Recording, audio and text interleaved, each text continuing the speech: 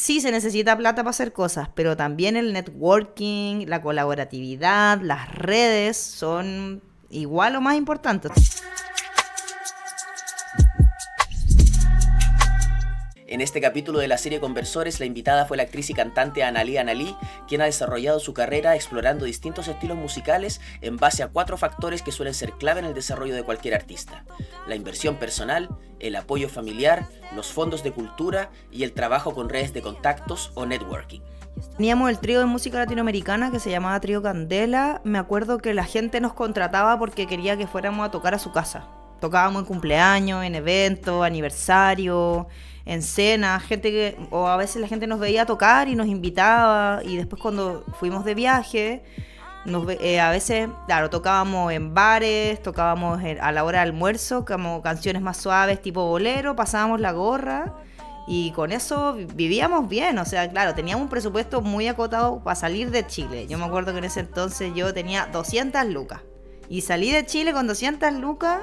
Pagamos, fuimos a Argentina, fuimos a Uruguay, y lo que hacíamos durante el día tocando y pasando la gorra nos servía para vivir todo el día, ¿cachai? Almorzábamos, comíamos, y después en la noche cuando tocábamos de nuevo nos daban comida, nos daban copete, conocíamos gente, la gente nos invitaba a tomar, nos invitaba a comer, y después también nos invitaban a otros lugares, nos invitaban a eventos también. Una vez me acuerdo que terminamos tocando en un evento así, clase social altísima, en Uruguay, en Montevideo. Nos pagaron como $200 a cada uno. Nosotros éramos así ultra millonarios, y ya ganando $200 éramos demasiado millonarios. Y ahí, claro, empecé como a generar esta plata que no era como que me alcanzara para vivir y para pagar todo, pero sí hacíamos pega. Al final era como ser un obrero de la música. Éramos músicos de eventos y nos pagaban, no sé, en ese entonces, no sé, de 20 lucas, 30 lucas, 40, 50, 60, ya para arriba. Y como una intérprete o música joven, era como igual dentro de todo, sin ser, no sé, rockstar, pero igual era como un poco el sueño de la vida del músico. Tú poder vivir de la música, viajar. Sí, era como... o sea, yo me acuerdo que en ese entonces era uno de los momentos más felices de mi vida, porque recuerdo cuando era más chica no tenía tantas ansias de nada, como que no quería ser famosa, no quería como tener un reconocimiento. Para mí el hecho de poder viajar, conocer el mundo, conocer Sudamérica, después cuando ya fui más grande y empecé a tocar sola, viajé por Europa, como que para mí me daba cuenta cómo la música te abría muchas puertas. ¿Y en qué momento entonces empieza tu carrera solista y tu inquietud de decir, pero ¿sabéis qué? Yo podría hacer discos, podría hacer algo yo misma? Cuando teníamos el trío Candela, yo estudiaba diseño gráfico. Y terminé diseño gráfico, me titulé, porque mi papá me había dicho que yo tenía que tener una profesión para poder ser alguien en la vida. Así que tenía que estudiar en la universidad, y siempre me dijo como tener un título universitario siempre te va a hacer bien. Y yo como papá, yo no quiero trabajar en un computador, no quiero estar así como al frente del computador todo el día, no es la vida que yo quiero llevar. Y después terminé diseño y le dije, papá, quiero estudiar actuación, quiero ser actriz. Y mi papá decía, vas a ser pobre. Y yo como, no me importa, quiero ser feliz, es lo que quiero hacer. No quiero ponerme a trabajar ahora, así como veía a mis compañeros trabajando en oficina de 9 a 6, de 8 a 6. Y estudié licenciatura en artes con mención en actuación teatral. Y después de eso ya es como, bueno, ahora ya hay que trabajar, po.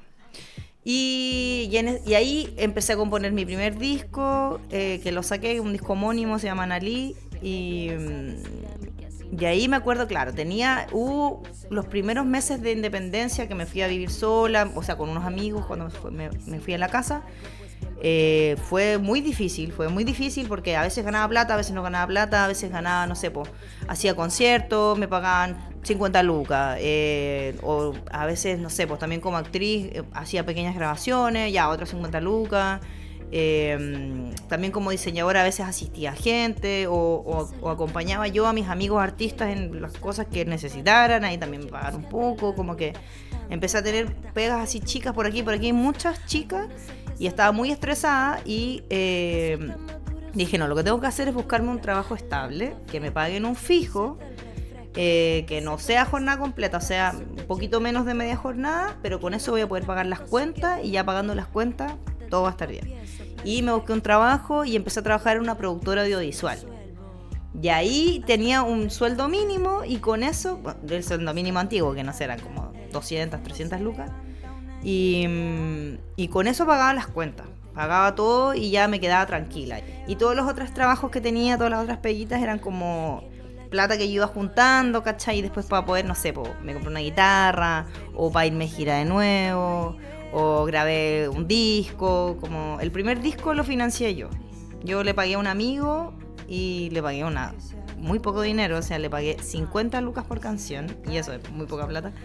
Pero y él fue Felipe Bravo, que con quien sigo trabajando. Y al momento de empezar a meterle plata a tu carrera, a tu emprendimiento artístico, pero emprendimiento al fin y al cabo, ¿te salía fácil? ¿Te parecía lógico decir, mira, voy a gastar 50.000 pesos por tema, van a ser en total, no tengo idea, alrededor de 500 lucas, espero recuperar esta plata, o en verdad solamente quiero ver que el disco quede bonito? ¿Cómo te lo planteabas?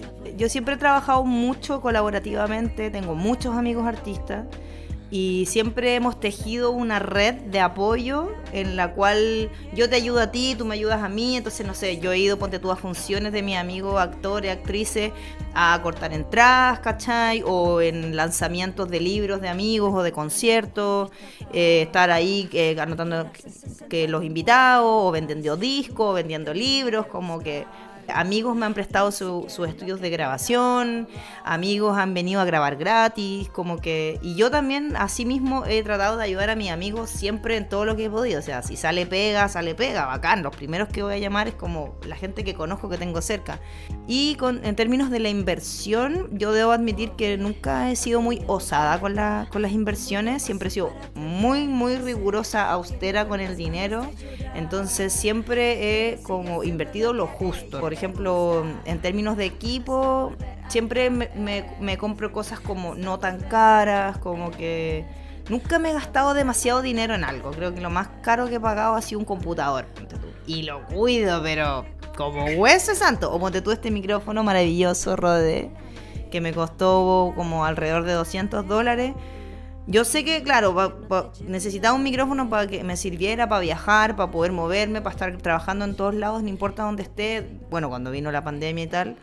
Y yo sabía que era una inversión que se iba a pagar. Pero sí, siempre he sido muy austera con mis inversiones. Como que hago mucho estudio de mercado, estudio mucho, veo precios, cotizo, veo plataformas, hablo con gente. Como que nunca ha sido como, me gusta ese, me lo compro. No, nunca. Siempre, aparte, como yo sé que nunca tengo una cantidad de plata fija. Entonces, como tengo como miedo a la pobreza, siempre ahorro, como que soy austera, tengo así la plata contada, ¿cachai? Junto y compro, como que nunca me endeudo, ¿cachai? Pasemos ahora a, creo que, no sé, tu primera gira a Europa, ¿fue con ese primer disco o ya tenías el segundo? ¿Y cómo fue también? ¿Que lo financiaste? ¿Cómo fue la experiencia? ¿Cómo fue la recepción allá? Le pedí prestar la tarjeta de crédito a mi papá en ese entonces y le dije, bueno, papá, por favor, me quiero ir a Europa, préstame tu tarjeta para comprar un pasaje en 12 cuotas. Y me acuerdo que en ese entonces el pasaje me habrá costado, no sé, 400, 500 lucas, como 500 lucas, digamos. Y nuevamente la colaboratividad, o sea, era amigos que estaban en Europa, algunos viviendo hace tiempo, otros que estaban estudiando, otros que eran el amigo del amigo. O me acuerdo, ponte tú, estuve en Bordeaux, en Francia, como una semana en la casa del primo de una amiga, y él tenía una banda de rock, entonces él me metió como telonera de todos sus conciertos. Y trabajé en Bordeaux caleta, toqué como 4 veces en una semana. Estuve en Alemania, estuve en Francia, estuve en España, fui a Finlandia, estuve en Hungría, me subí a la gira de otra amiga de la Celeste Show, que ella iba de cantante con una banda electrónica que se llama Leche, en un festival gigante que se llama Siget. Entonces al final yo creo que sí se necesita plata para hacer cosas, pero también el networking, la colaboratividad, las redes son igual o más importantes. Pasemos ahora a la elaboración y financiamiento del segundo disco. El disco Convicción lo financié con un fondart. Yo en ese entonces no tenía idea cómo se hacía un fondar, nunca lo había hecho. Y una amiga me recomendó a una amiga que tenía ella, que era especialista, que ella ya se había ganado no sé cuánto fondar, y me la recomendó y yo la contraté a ella para que ella me redactara mi fondar. Entonces ella me dijo, mira, lo que yo necesito que tú me entregues es esto.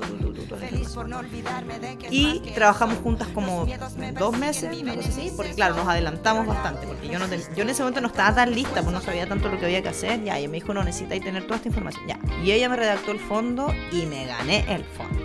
Y después ahora vino el tercer disco, que es el que estoy trabajando, que esta vez también me gané un fondar, que voy a sacar este año el disco.